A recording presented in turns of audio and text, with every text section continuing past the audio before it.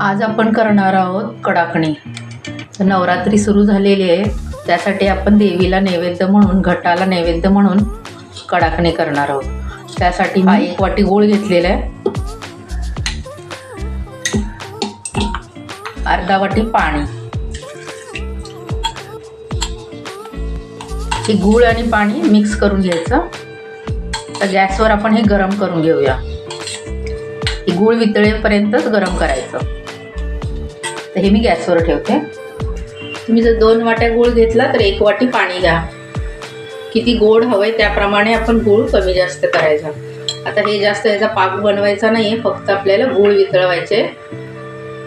आता मी गॅस बंद करते। एवढ्या गरम पाण्यामध्ये हा गूळ वितळणार। हे बघा, पूर्ण गूळ वितळलेला आहे। आता हे पाणी थंड झाल्यानंतर पूर्ण गाळून घ्यायचं आपण, आणि नंतर आपण पीठ मळून घेऊया। आता आपण कडाकण्यासाठी पीठ मळून घेऊया। मी 1.5 वाटी पीठ घेतलेले आहे। पुन्हा लागलं तर आपण घेऊ शकतो, एकदम जास्त पीठ घ्यायचं नाही। थोडंसं मीठ घालूया आपण, मीठ मिक्स करूया। आणि आता मोहन घालायचं आपण। 1 मोठा चमचा मी गरम तेल केलेलं आहे, एकदम कडक तेल करायचं गरम। हे बघा, 1 मोठा चमचा मी घेतलेला आहे। आता हे आपण पिठामध्ये मिक्स करू, आणि पिठाला हे सगळं तेल चोळून घ्यायचं। गरम आहे म्हणून मी चमच्याने करते, नंतर हातानेच करणार आहे। मोहन एकदम कडकडीत घ्यायचं। 1 चमचा मी डाळीचं पीठ घालत आहे। आता हे मोहन घातलेलं आहे, त्याच्यानंतर आपण हे गुळाचं पाणी घेतलेलं आहे ते गाळून घालायचं। एकदम सगळं घालायचं नाही, थोडं थोडं मळत मळत घालायचं।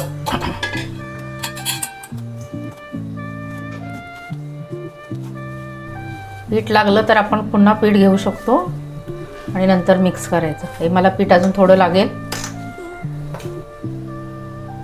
गुळाचं पाणी जर कमी पडलं तर तुम्ही साधं पाणी थोडं हाताला घेऊन मळू शकता, किंवा पीठ जर गुळाचं पाणी जास्त झालं तर पीठ आपण वरून घेऊन मळू शकतो परत। आता हे सगळं आपण पीठ मिक्स करून घेऊ। तुम्हाला जर वेलची पावडर, जायफळ पावडर घालायची असली तर घालू शकता।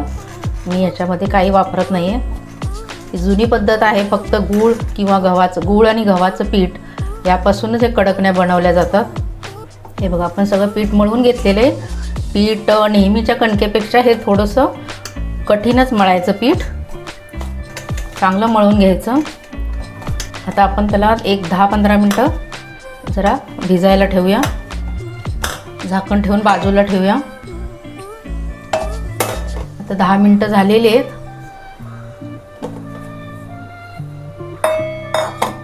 पीठ मुरलेलं आहे, थोडंसं कडक झालं। आता हे पुन्हा आपण मळून घेऊया। 2 भाग करून थोडासा तेलाचा हात घ्यायचा। असं कडकच हवंय पीठ, म्हणजे कडाकणी कुरकुरीत होतात। आता याच्या आपण गोळ्या करायच्या। आपल्याला लहान मोठे कसे कडाकणी हवेत त्याप्रमाणे गोळी करून आपण कडाकणी लाटून घेऊया, किंवा मग एकच मोठी चपातीसारखी लाटायची आणि त्याच्या छोट्या छोट्या पुऱ्या करायच्या।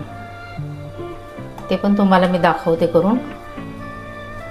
आता आपण लाटून घेऊया।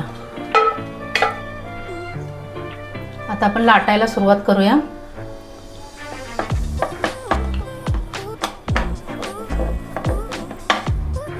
पुरीच्या आकाराची, म्हणजे थोडीशी मोठी लाटायची, एकदम छोटी नाही ठेवायची। हे बघा, आणि पातळ लाटायची। हे बघा, ही एवढी पातळ मी ठेवलेली आहे। आता काय करायचं, काटा चमच्याने आपण असं ह्याच्यावर असं करायचं, म्हणजे काय ती फुगत नाही आणि कडक बनते। आपल्याला फुगून द्यायची नाही आहे, पुरी नाही आपली, ही कडाकणी आहे। त्यामुळे आपण असे टोके मारून घ्यायचे काट्या चमच्याने। दुसरी एक करून दाखवते। तुम्हाला लहान मोठा कोणता आकार हवा आहे त्याप्रमाणे तुम्ही करू शकता।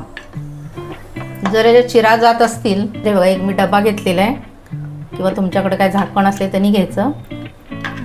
आणि याचा आकार द्यायचा गोल. अशा म्हणजे एकसारख्या पुऱ्या आपल्या होतील आणि दिसायला पण छान दिसतात. आणि असे काट्या चमच्याने होल पाडून घ्यायचे म्हणजे ती कडाकणी आहे ती फुगत नाही आणि कुरकुरीत कडक बनते. आता हे मी सगळ्या अशाच करून घेते. पूर्वी जुनी पद्धत म्हणजे गूळ आणि गव्हाचं पीठ यापासूनच कडाकणी बनली जातात. हल्ली मैद्याच्या साखरेच्या बनवतात, पण ती काय बरोबर नाही. गुळाचीच कडाकणी चांगली लागते खायला. आणि मैदाही असा शरीराला आपल्या चांगला नसतो, त्यामुळे तुम्ही गव्हाच्या पिठाचीच कडाकणी बनवा, खूप चांगली लागते आणि केव्हाही तुम्ही करून खाऊ शकता. तेल गरम करायला ठेवलेले. आता आपण कडाकणी तळून घेऊया. गॅस एकदम हळू ठेवायचा. गॅस हळूच ठेवायचा आणि एक एक कडाकणी आपण तळून घ्यायची.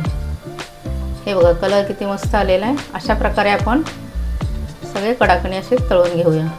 जाड तुम्ही लाटली तर नरम पडेल, मऊ होतील कडाकणी, म्हणून कडाकणी पातळच लाटायची.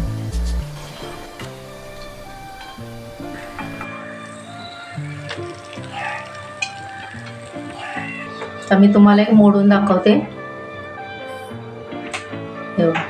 किती कुरकुरीत झालेली आहे आणि हलकी आणि कडक आणि नावाप्रमाणेच कडक कुरकुरीत झालेले आहे.